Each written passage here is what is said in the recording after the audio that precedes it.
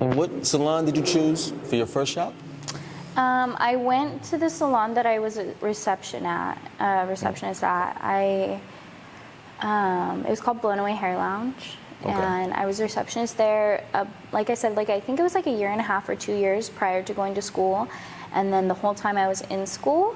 And then right when I got my license, like literally 3 days after I got my license, I went straight to the floor. Okay, and right after you got your license, what was it like cutting the first client as a licensed? She was a blow dry. My first ever client was just like a wash and blow dry. And it was fine. It was like good. I felt pretty confident about that. Haircut wise though, I definitely was like, okay, I need a little work on this. I need a little bit of work. Like you can tell when you blow dry it if it's a good haircut or not. Okay. So when I would blow dry, I was like, okay, no, like I need a little extra love here, or you know what I mean? So I was okay. I definitely was nervous though, my first day. I was definitely really nervous, especially I did something that a lot of people don't do, and I'm not saying I recommend it. I became a renter right off the bat. So instead of going commission, I was a renter and I had to pay $240 a week every single week the second I got on the floor. So getting return clients was like pretty intense. Like I needed return clients. I was desperate almost. But I was really lucky because I had no problem sitting at the salon. So I got fed a lot of clients, a lot of walk-ins. Okay. And why didn't they do commission? They didn't do commission, and I was friends with everybody, and these were my people, and I was like, I don't want to leave my girls, you know, and I knew they got a lot of walk-ins, so I was like, I got this. And I had a lot of like friends and family that were already coming to me, so because I was doing hair the whole time I was in school, so I was like, okay, like I feel like I could swing it. And I'm really big on like math, right? So if you break it down, I think it came out to like all I had to do was make $45 a day. That's all I had to make. Oh. I think it was something like that. But I don't remember. I think it was like $45 a day. And I was like, oh, okay, that's one blow dry a day. That's all I need is one blow dry a day. And I have my rent for the week. So I was like, okay, I could do this. Like that seems reasonable for me. So I don't necessarily recommend it because it was a little bit intense and it was really stressful. But I'm very much just like jump head first, like always. So it worked for me. Okay. What's your approach to a haircut?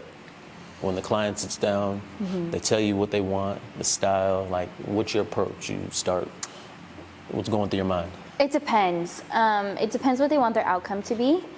But I always do like a really in-depth consultation. I'm really, really visual, so I would prefer and usually require my clients to bring pictures.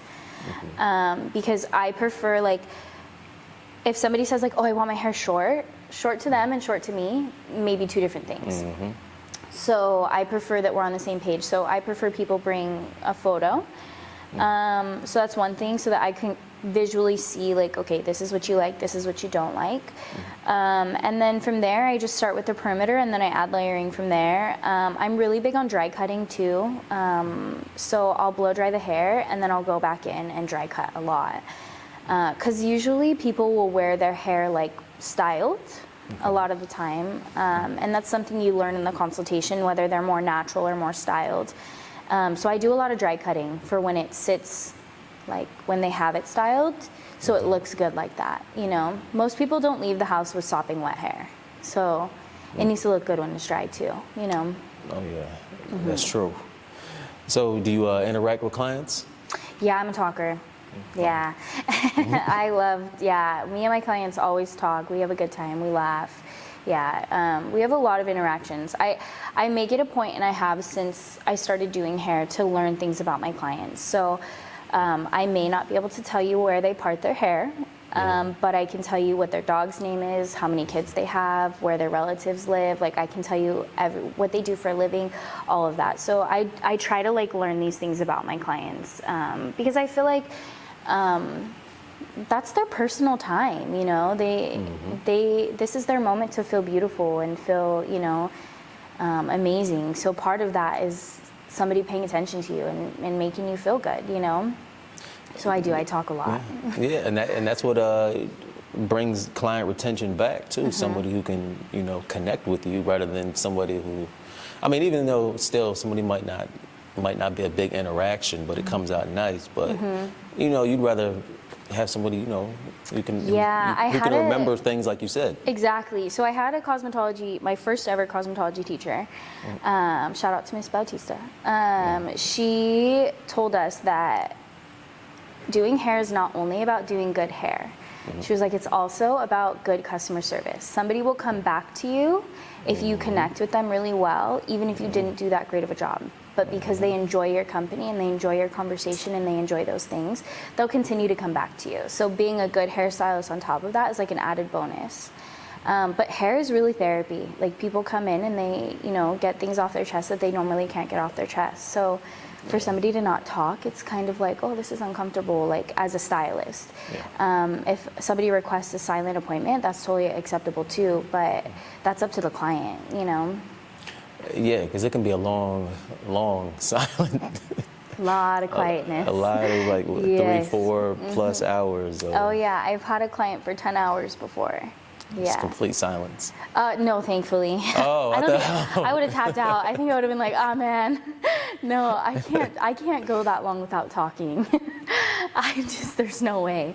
But there is moments in the appointments when you're there that long that you both are kind of just like, okay, let's sit in silence for a minute, like 30 minutes of just like peace and quiet.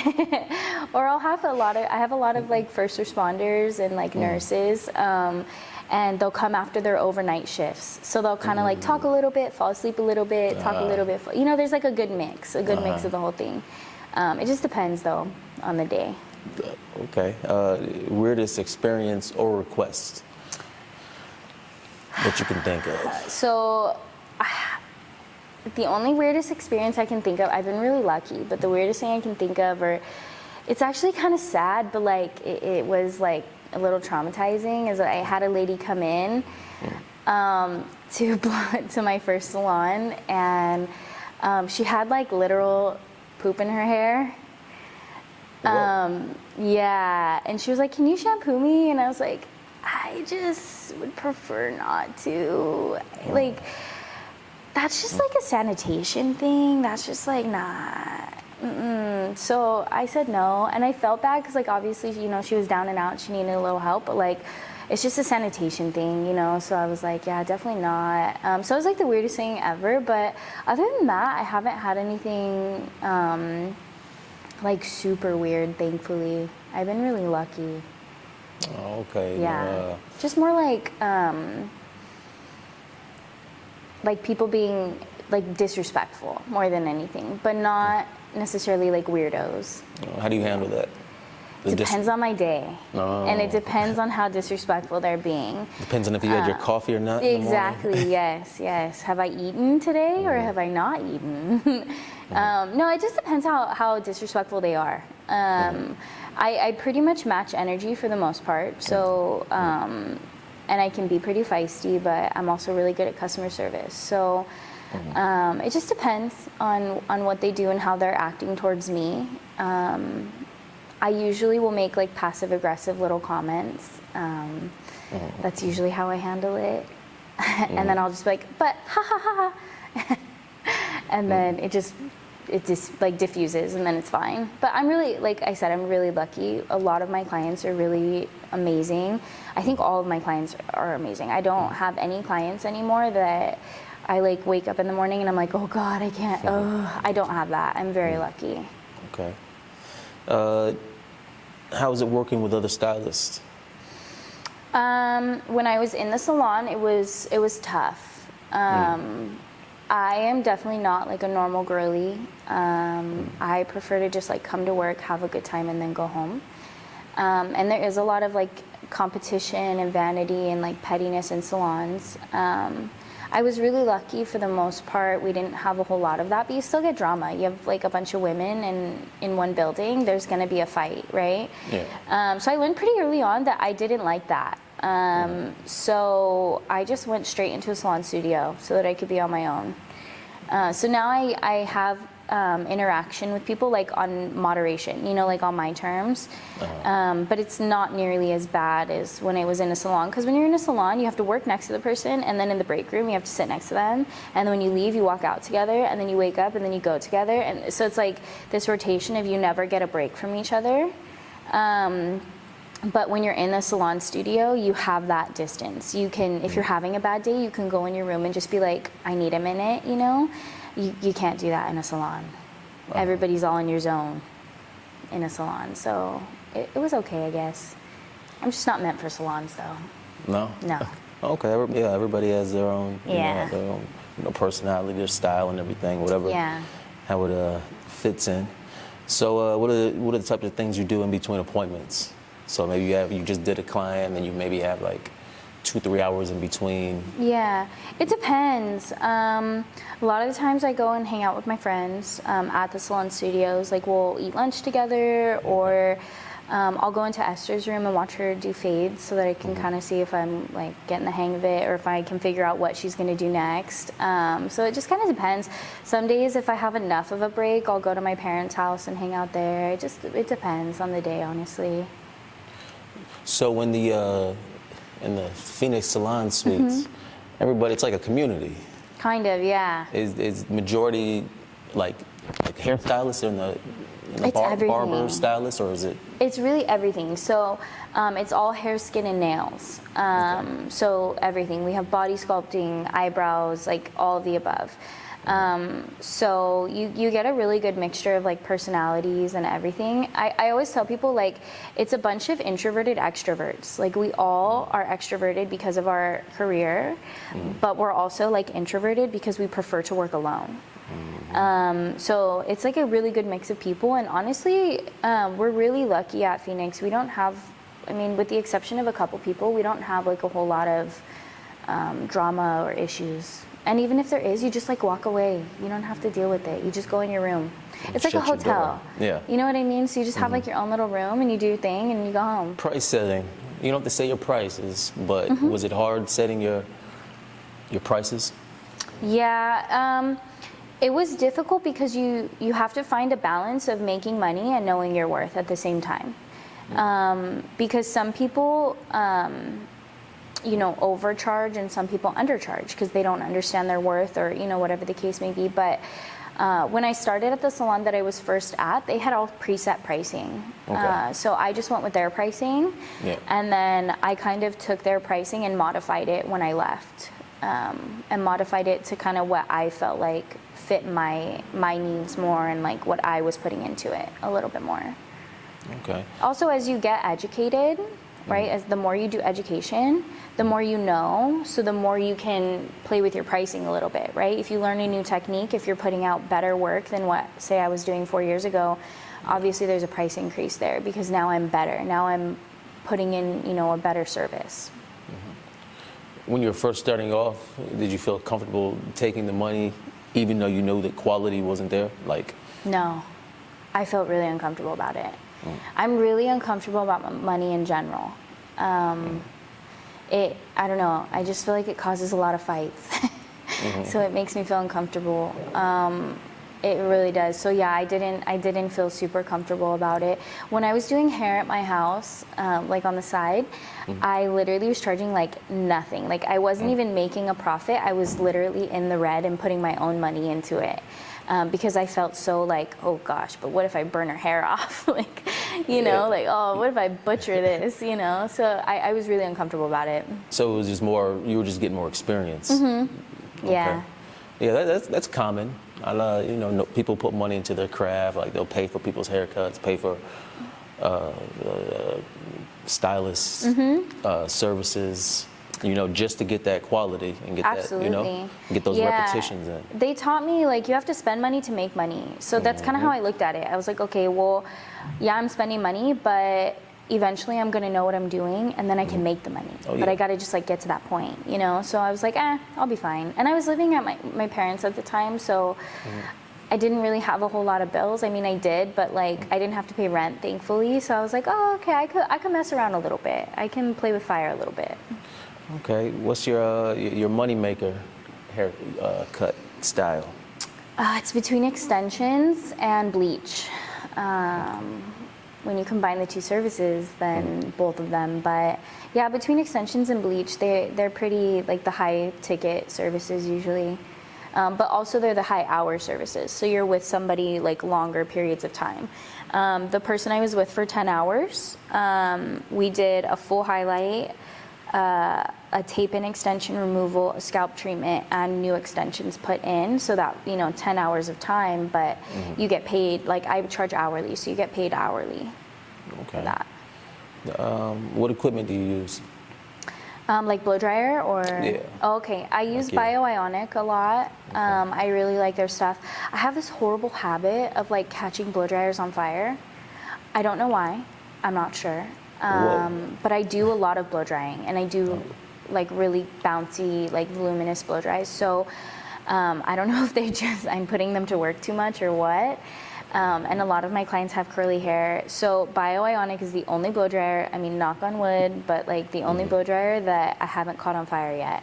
And it's been like 9 months. So I'm like, yeah. And usually I 6 month mark, like almost to the day, they catch on fire. So I really like BioIonic. It's long lasting. It's really good. I recommend all my clients to use BioIonic too. Okay. Because it like seals your cuticle. It just makes it look better.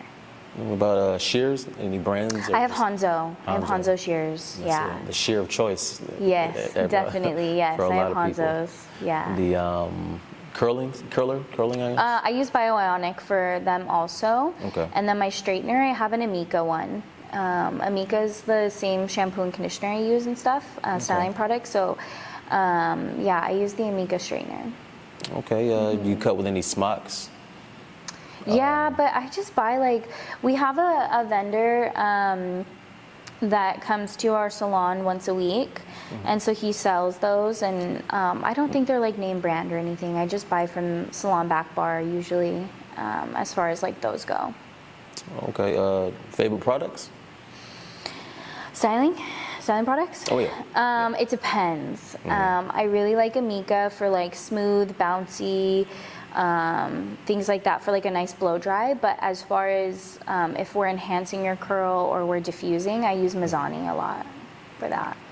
It just depends. All right. You go to any shows? Yeah.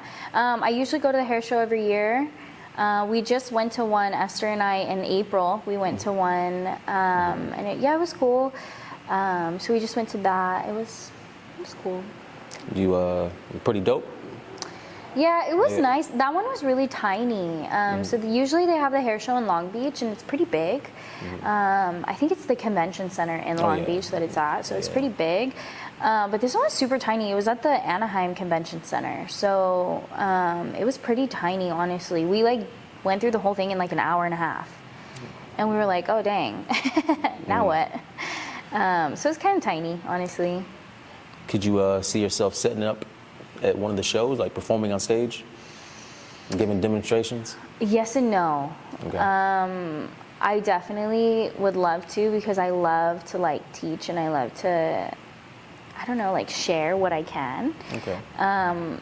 But also, I am kind of awkward when I get in like crowded situations. I'm kind of socially awkward, so I know it sounds ironic with what I do, but like big crowds, I get a little bit really nervous, and then I start to like ramble. So it would definitely have to be something I'd have to like work through. But I would love to educate for sure. That would be like a huge goal, honestly, of mine. A teacher at a school?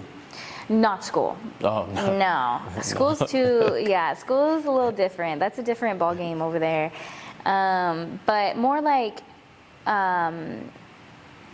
extension classes, either one-on-one or like in a group setting or something along those lines. I wouldn't necessarily teach color, because I think there's a lot of education already on color. Okay. But there's not a lot of education on extensions, like how to blend them, how to cut them. There's not a lot on that. So I would prefer to do that if possible in a smaller setting, like maybe 6 people max, like, So no kids. Well, 18, 19. Yeah, probably. No. I mean, I guess if you have your license, and you're willing to pay, okay, but I just prefer like a smaller setting for sure. Okay. More than anything. So you're gonna make this a career? Oh, definitely, yeah. Okay. Definitely, yes. Let's see. Cash. You deal a lot with cash in this industry. Do you? How was it getting a lot of cash versus getting a paycheck? Honestly, I know it sounds weird, but I kind of prefer a paycheck, or I prefer people to pay me through like Zelle or through Square, even Venmo. Because for me, cash, I can be a spender. So the way that I look at cash is like, oh, it goes in my pocket, and then if I spend it, like I never had it to begin with. It was never in my account, so it doesn't count. So like that's a really toxic way of thinking, but like for that reason I don't necessarily prefer cash, but I accept it. I accept everything. Payment is payment, you know. So I take everything, but I just definitely prefer to not hold on to the money because I'll be like, let's go to lunch. Doesn't lunch sound nice today? I'll pay. I have cash, and then it's gone. Did they give money saving tips in school? Not really, no. No. There was one class where they did go over as far as like business went and stuff like that. Okay. But my class for that class kind of got cut short. So as far as education-wise, we didn't get as much education for that period of time.